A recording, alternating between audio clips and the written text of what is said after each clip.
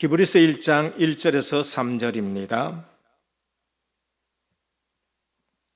히브리서 1장 1절에서 3절, 신약 성경 353면입니다.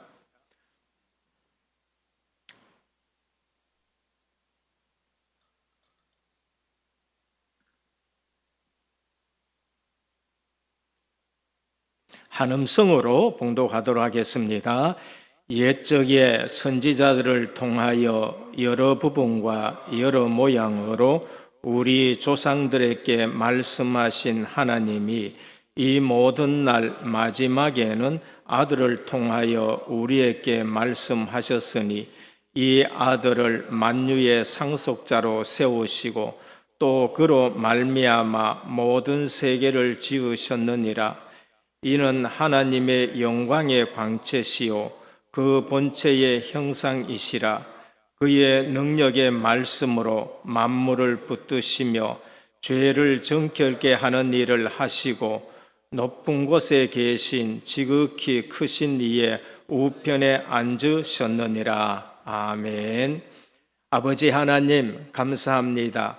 성의를 허락하시고 오늘 또 예배의 축복 속으로 저희를 인도해 주시니 감사드립니다. 구별된 날입니다. 오늘 가장 은혜 받는 날 되게 하옵소서. 새 은혜 속에 있게 하여 주옵소서.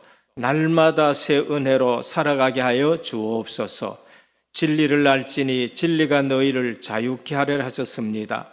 오늘 또 주의 말씀에 진리를 깨닫게 하여 주옵시고 지혜와 계시의 정신을 저희에게 허락하시사 복음의 깊이와 넓이와 높이를 더 많이 체험하는 영안이 열려지고 복된 시간이 되도록 주님이 은혜 주시옵소서. 이 은혜 말씀을 읽는 자와 듣는 자와 그 가운데 기록된 것을 지키는 자가 복이 있다 하셨사오니 이 말씀이 우리 신앙의 근간이 되어지도록 굳게 지켜주시옵소서. 예수 그리스도의 이름으로 축복하며 기도드립니다. 아멘. 할렐루야. 오늘은 기본을 세우자 23번째입니다. 우리가 잘 아는 그리스도의 삼직에 대해서 오늘 우리가 다시 한번 뿌리 깊게 살펴보기를 원합니다. 어떤 단체는 우리 외에는 진짜 복음이 없다 이렇게 얘기를 합니다. 내부 단속은 될지 모르지만은 그건 굉장히 위험하고 다른 교회를 인정하지 않는 이단적인 요소가 되어지는 것입니다. 실제적으로 우리 모든 기독교의 역사 속에서 그런 부분을 통해서 실제로 교회가 갈라지게 되고 분리되고 하는 일들이 너무 많아지게 되는 겁니다. 오늘 우리는 제가 정통성 있는 교회라는 것을 두 번째 적어 놨는데 그게 뭐냐 하면은 성경의 가르침이 사도들을 통해서 제대로 우리에게 가르치는 부분으로 돼야지 그렇지 않으면은 멀쩡한 교회들이 혼란이 오게 되고 분열이 생기고 어렵게 되는 것입니다. 오늘은 이런 부분 우리가 다시 한번 잘 정리가 되고 우리의 신앙의 뿌리가 어디로부터 왔고 우리는 교만하지 않고 정말로 주님 닮아가는 그러한 신앙생활이 되어야 됩니다. 제23문입니다. 그리스도께서는 우리의 구속자로서 무슨 직분을 행하십니까? 우리를 구원하기 위해서 그리스도께서는 무슨 직분을 행하셨느냐라는 것입니다. 23번 답 같이 한번 봉독합니다. 그리스도께서는 우리의 구속자로서 선지자, 제사장, 왕의 직분을 행하시되 낮아지시고 높아지신 두 단계를 통해서 하십니다. 예수님이 그리스도의 직분을 가지셨는데 왕직이고 제사장직이고 선지자직을 가지셨는데 어떻게 우리를 구속하셨느냐? 두 단계입니다. 낮아지심, 비하라고 말해요. 높아지심, 승귀라고 말합니다. 이 두 단계를 통해서 그리스도의 직분을 가지고 우리를 구원하셨다라고 말씀합니다. 그러면 이 소요리 문답이 언제 정리됐느냐? 1648년에 기록이 되었었습니다. 그러면 그리스도의 삼중직은 이 총회에서 처음 발견된 것이냐? 아니에요. 전통을 따라가지고 그 전통을 따라서 기록한 것이지요. 우리 단체가 오직 왕 제사장 그리스도 가지고 유일한 복음을 전한다. 이제 그게 뭐냐 하면은 실제 큰 실수를 하는 겁니다. 2000년 만에 회복됐다. 이제 그게 이단으로 가는 길인 것입니다. 다른 교회를 인정하지 아니하고 이제까지 내려온 거를 그냥 깡그리 무시하는 것이죠. 자, 그러면은 소요리 문답 여기서만 그러면 그리스도의 삼직을 처음 발견해가지고 걔는 아닙니다. 칼빈의 기독교 강요에서 벌써 그리스도의 삼중직에 대해 상세히 설명합니다. 기독교 강요 2권 15장 1절에 나와요. 다 기록할 수는 없어서 놔뒀는데, 하나님께서는 우리를 구원하시기 위하여 그리스도를 보내시고 그에게 선지자, 제사장, 왕의 직분을 맡기셨습니다라고 그렇게 기록을 해놓았습니다. 이미 칼빈은 이것을 정리했습니다. 선지자 직분, 하나님의 뜻을 계시하는 선지자로 오셨어요. 그리스도는 하나님의 뜻을 계시하는 선지자로 오셨고, 성경은 늘 그걸 말씀해요. 내게로 돌아오라. 나와 같은 선지자 하나 보내겠다. 늘 말씀했습니다. 그 다음에 제사장 직분은 죄인을 위하여 자기 몸을 단번에 드린 희생 제물로서 제사장이 되셨습니다. 그게 히브리서 9장에서 7장에서 10장에 나와요. 단번에 제물 되시고 완전한 제물 되시고 영원한 제물 되셨다. 그게 히브리서 7장에서 10장에 계속 나옵니다. 계속. 나중에 뭐라, 우리에게는 큰 대제사장이 있다. 제사장도 있고 대제사장도 있어요. 근데 그리스도는 누구냐? 히브리서에는 큰 대제사장. 그래서 아론의 반차도 아닌데 어떻게 예수님이 제사장이 되느냐? 뭐라 그럽니까? 거기에 멜기세덱의 반차를 따라오셨다. 창세기에 보면은 멜기세덱은 시작도 없고 끝도 없어요. 그냥 어느 날 나타났어요. 제사장으로. 아브라함이 거기에 11조까지 바치지요. 그래서 예수님은 율법에 있는 아론의 반차를 따른 제사장이 아니고 창세기에 영원한 멜기세덱처럼 그리스도를 예표한 분이죠. 그 반차를 따라 오셨다라는 걸 말합니다. 왕직입니다. 교회의 머리로서 통치하시며 믿는 자를 보호하고 인도하십니다. 시편 2편에 머리 되시는 겁니다. 그래서 예수님은 교회의 주인 되신 그리스도이다. 이게 우리 신앙에서 가장 결론이 나셔야 돼요. 예수님이 주인 되지 않는 교회는 이거는 보통 문제가 오는 것이 아닙니다. 그래서 정말로 목회 철학에서 주님이 주인 되는 교회, 성경을 따라서 사도의 가르침을 따라 정통성 있는 교회, 그리고 복음 강단, 그러면서 후대, 그러면서 선교하는 건강한 교회, 이렇게 된 겁니다. 자, 이 교리는 개혁신앙의 중심적인 틀로 잡게 되는 겁니다. 개혁신앙이라는 것은 종교개혁 이후에 루터, 칼빈 이런 사람들을 통해서 개혁신앙의 근본 교리로 잡게 되는 겁니다. 그러면 칼빈 이전에는 없었느냐? 삼중직에 대해서 이미 신앙의 정통을 따라서 이렇게 된 것입니다. 초대교회의 교부입니다. 2세기, 3세기 오리게네스와 어거스틴, 특히 어거스틴 같은 교부들은 분명히 암시적으로 삼중직을 언급했습니다. 어떻게?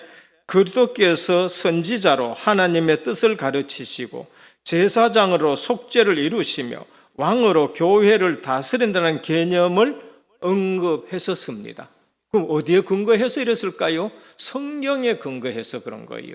성경에서. 그러니까 성경에서 이런 부분을 어거스틴은 기록한 것입니다. 그러니까 중세 신학입니다. 5세기에서 15세기를 중세라고 하는데 점진적으로 그게 언급이 되고 있어요. 계속 점진적으로 또 언급되고 또 언급되고 또 언급되고, 누가 한 사람이래가 보기에는 이 사람은 제사장, 이 사람은 왕, 이 사람은 선지자, 점진적으로. 그 중에 토마스 아퀴나스라는 아주 유명한 신학자가 있어요. 신학 대전이라는 책을 지었었습니다.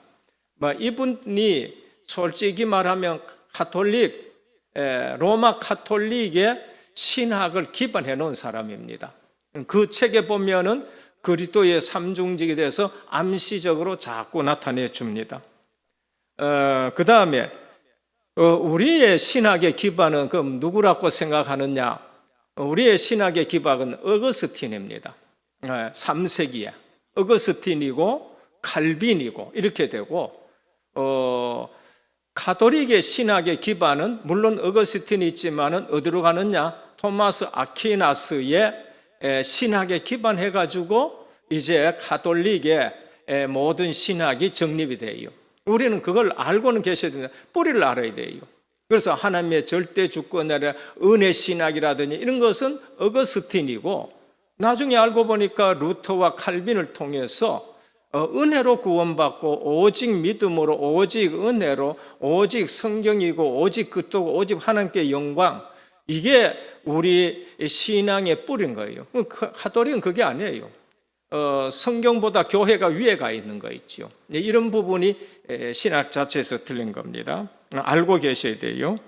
자, 그리고 16세기 와서는 우리 칼빈을 통해서 명확하게 삼중직이 구분되어 있습니다. 아까 말씀드렸듯이 기독교 강요 2권 15장 1절입니다. 그래서 이후에 또 여러 가지 얘기들이 나와서 100몇 명이 되는 목사님이라든지 신학자가 웨스트민스터 사원, 큰 교회지요. 거기에 모여서 1년 이상 기도하면서 소요리 문답을 만든 것입니다. 이거는 며칠 만에 뚝딱 한 게 아닙니다. 신학자 목사님이 1년 이상입니다. 모여가지고 함께 기도하고 하면서 성경에 있는 대로 이 부분을 교리화시킨 것입니다. 그래서 이것이 이제 명문화된 것이죠. 자, 그러면은 첫 번째 그리스도의 뜻이 뭐냐? 많이 들었지요. 헬라어 그리스도와 히브리어 메시아는 같은 의미를 가지고 있습니다. 구약 성경에는 메시아로 되어 있습니다. 기름 부음 받은 자. 그런데 70인역이라고 예수님 오시기 전에 이제 헬라의 알렉산더 왕인가 성경을 번역해라 했었습니다. 알렉산더 왕이 이제 헬라의 왕이 성경을 번역하라 했어요. 그래서 유대인 70명을 모아가지고 학자를 모아가 성경을 번역한 것이 70인 성경이에요. 그게 헬라로 바뀌는데 구약의 메시아를 뭐로 바꾸느냐? 헬라의 기름 부음 받은 자는 그리스도예요. 그래 그리스도로 이름이 이제 이렇게 되는 것입니다. 기름 부음 받은 자 의미입니다. 기름 부음 받은 자는 직분 세 가지가 기름 부음 받습니다. 구약에 보면은 왕을 세울 때 기름 부었었어요. 다윗을 왕 세울 때 기름 부었지요. 선지자 세울 때 기름 부었어요. 선지자 세울 때 엘리야가 엘리사에게 기름 부었어요. 다음에 제사장 세울 때에 기름 부어 세웁니다. 그래서 아론을 제사장으로, 아론의 아들들을 제사장으로 세울 때에 기름을 붓는 거예요. 이렇게 구약에 보면 세 직분에 대해서 기름 부었는데 이제 예수님이 이 세 가지 직분을 다 가지고 오셔서 기름 부음 받은 자로 우리를 구원하시게 됩니다. 그래서 예수님의 삼중직 선지자입니다. 요한복음 14장 6절에 보면은 하나님 만나는 길을 가르쳐줘요. 선지자지요. 하나님의 뜻을 나타내고 대변해주고 하는데 구약에 많은 선지자 있었지만 참 선지자는 누구냐? 예수 그리스도이십니다. 오셔서 뭐라고 말씀하지요? 내가 길이다. 하나님 만나는 길이다. 나로 말미암지는 않고는 아버지께로 올 자가 없다. 참 선지자이십니다. 그래서 예수님을 통해서 진짜 하나님을 만나게 되는 겁니다. 그런데 알고 보니까 그 예수님이 하나님 만나는 길인데 누구예요? 진짜 하나님이시에요. 그래서 예수님 만나면은 하나님 만난 줄 믿습니다. 이걸 모르면은요, 예수 시크입니다. 예수 믿는다, 예수 믿는다. 근데 하나님 만났나 그러면은 글쎄 나는 하나님 아직까지 못 만났다 그래.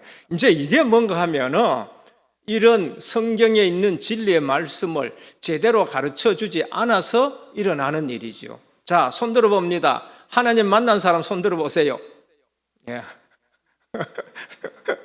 아직도 못 만났습니까? 예수 믿으면은 하나님 만난 줄 믿으시길 바랍니다. 예수님이 하나님이셔요. 나와 아버지는 하나다고 말씀하셨거든요. 요한복음 10장 30절.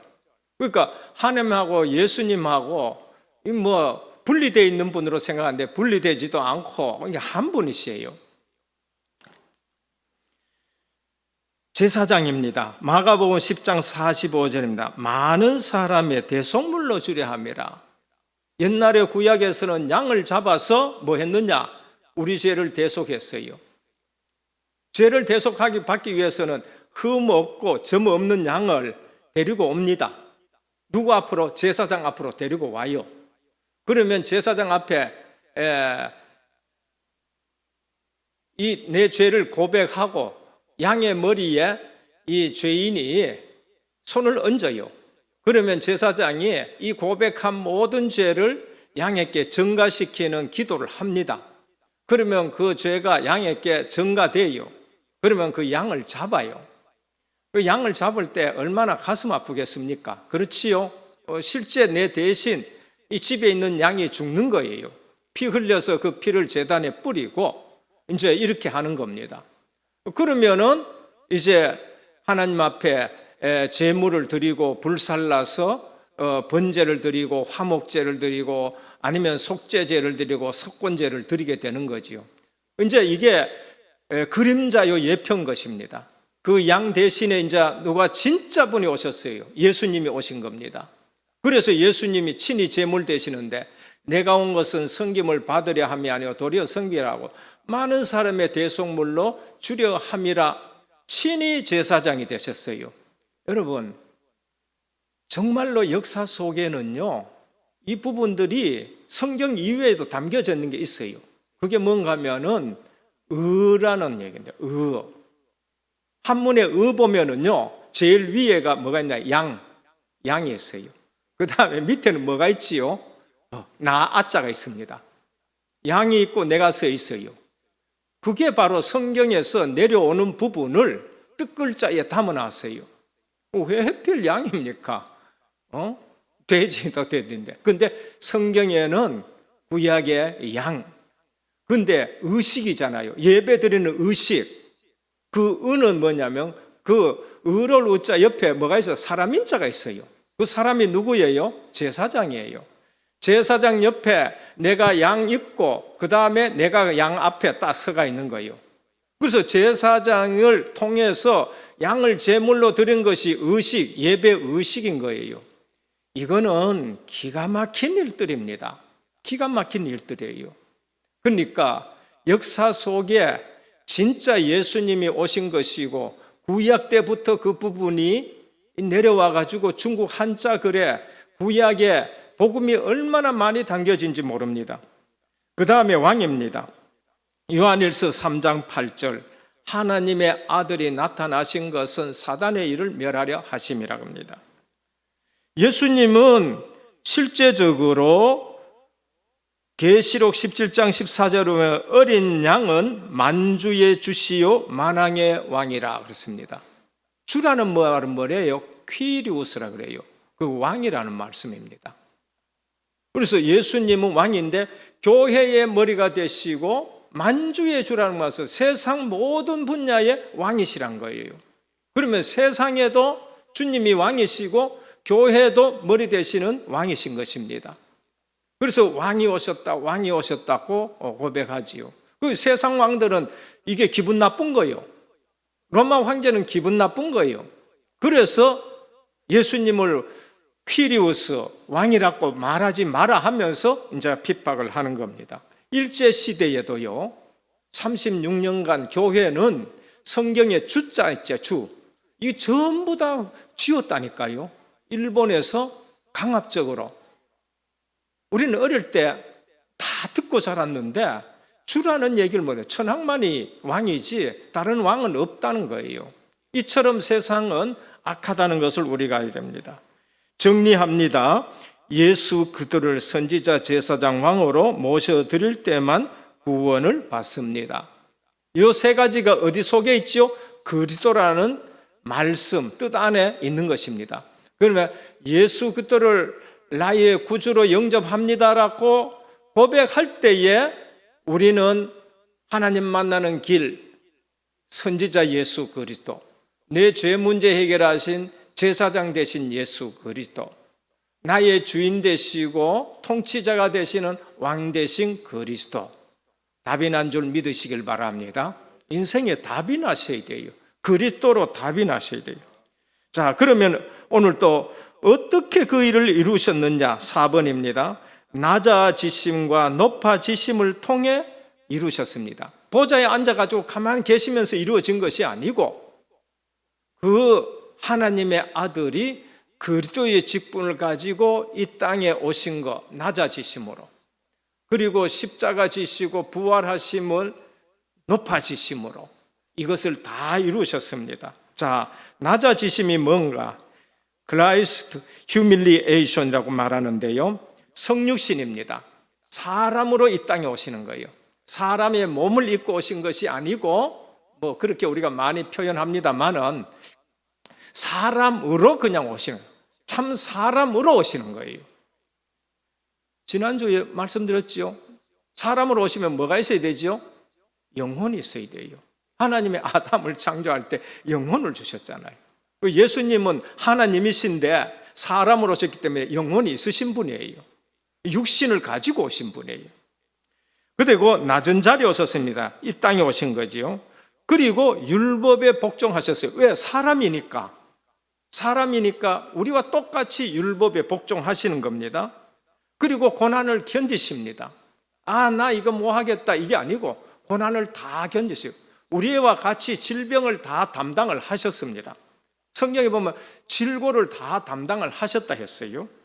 그리고 하나님의 진노를 친히 받아요. 왜? 우리 대신 그걸 다 구약에 예언된 대로 양처럼 다 진노를 받으시고 그 다음에 죽으십니다. 이게 낮아지십니다. 그냥 우리가 낮아지심 할 때 그렇게 생각하지 마시고 이 과정이 전체 낮아지신 겁니다. 그 다음에 높아지심이 있습니다. 승비라고 말하지요. Christ glory. 우리 영광이라고 말하잖아요. 이 영광은 거룩하심 하나님, 성부 하나님의 거룩하심도 맞지만은 그리스도가 높아지신 것, 그것에 영광을 돌리는 것입니다. 그게 첫 번째가 뭐예요? 죽음의 자리에까지 내려가셨는데 부활하신 것이에요. 그게 영광이 되시는 겁니다.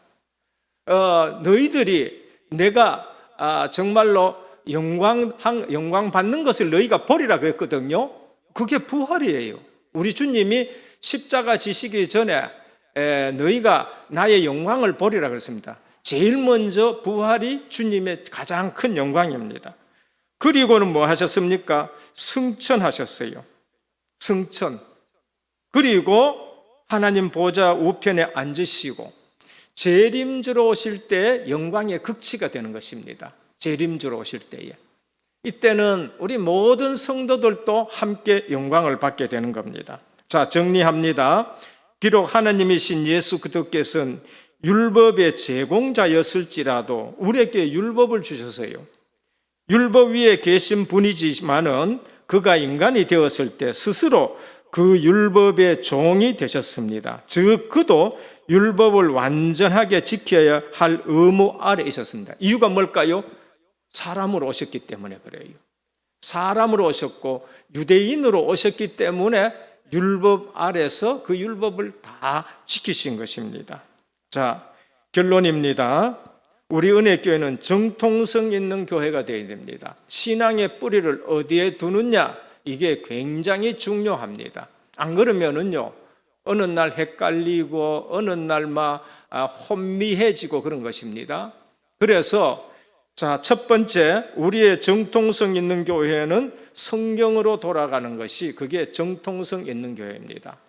우리는 성경으로 돌아가고, 그 성경은 누구의 가르침에 의해서 우리가 신앙을 받아들이느냐? 사도들의 가르침을 따라. 그래서 주보에 사도행전 2장 42절 늘 적어놓습니다. 사도의 가르침을 받아 서로 교제하고 떡을 떼며 오로지 기도하기를 힘쓰니라.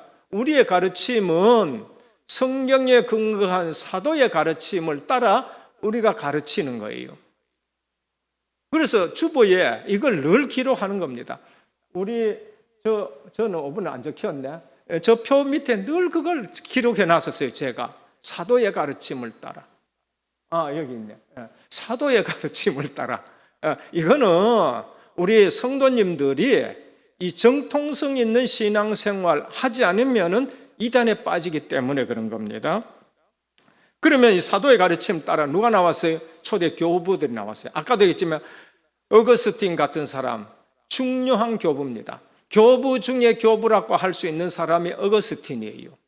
바울 이후에 피난당기고 핍박받고 신학을 정리할 수가 없어요. 신학을 정리할 수가 없네요. 전도하는 거 바쁘고 생을 걸고 복음 전하고, 그러니까 신학을 정리할 수 없어요. 이단이 나오고 하는데 누가 그거를 정리 딱 했느냐? 사도의 가르침을 따라. 그 다음에 속사도 이후에 교부들 중에 어거스틴이 성경에 있는 신학을 잘 정리했어요. 그게 은총신학이라 그래요. 우리 개혁교회 오직 믿음 오직 은혜 하는 거하고 똑같은 거예요. 그 다음에 이제 우리는 어떻게 했냐? 중세교회는 이상한 데로 빠져버렸습니다. 한 1000년 동안 이상한 데로 빠져버렸어요. 그래서 종교개혁 했는데 칼빈이 루터의 오직 믿음에다가 이제 구원은 하나님의 주권이다. 5가지 오직 솔라, 이걸 잘 얘기한 거죠. 우리는 그러니까 개혁교회 신앙의 뿌리를 두는 겁니다. 종교개혁의 뿌리를 두는 거예요. 그 다음에 어떤 일이 있었지요? 그 다음에 영국이나 이런 데 성공해 유럽에 가톨릭하고 막 섞여 있으니까 우리는 깨끗한 신앙생활을 하려고 하는데 도저히 여기서는 안 되겠다. 생을 걸고 메이플라워를 타고 이제 어디로 왔어요? 미국으로 온 사람이에요. 그걸 청교도 신앙이라 그래요.